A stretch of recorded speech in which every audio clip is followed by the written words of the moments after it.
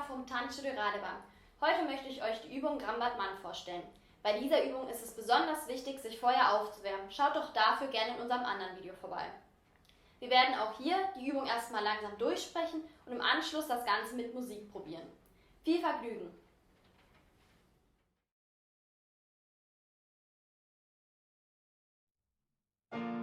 Wir beginnen mit einer Präparation. Grambat-Man bedeutet großer geworfener Schlag. Hier wird das Spielbein mit Schwung so hoch wie möglich nach vorne, zur Seite oder nach hinten geworfen. Versucht euch dabei einfach aus. Jetzt machen wir 4 Grambat-Man aus der Seite.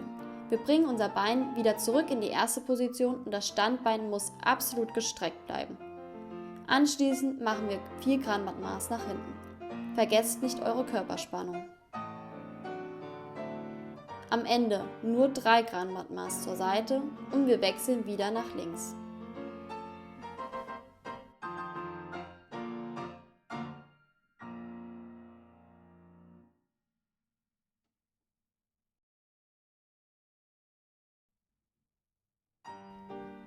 Präparation der Arme und wieder 4 Grambat-Man nach vorne. Versucht auch hier, wie bei den vorherigen Übungen, eure Hüfte, Knie und Fußspitzen nach außen zu drehen. 4 Grambat-Man zur Seite. Selbst wenn ihr euer Bein nach oben schwingt, lasst den Rest vom Körper aufrecht. Erneut 4 Grambat-Man nach hinten und versucht bei der Übung eure Spitzen zu strecken. Am Ende 3 Grambat-Man zur Seite. Und im Anschluss wird die Übung mit Musik wiederholt.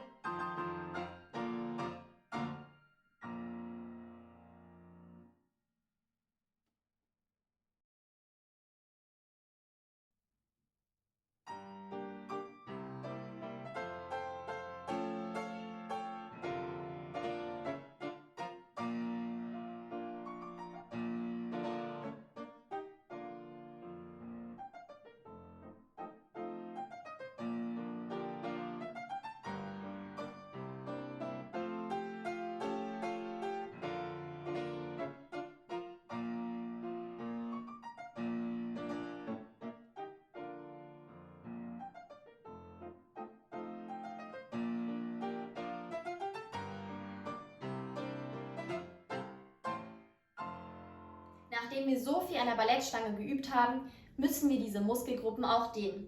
Im nächsten Video werde ich euch genau das zeigen. Abonniert dafür hier unten unseren Kanal, damit ihr immer auf dem neuesten Stand seid.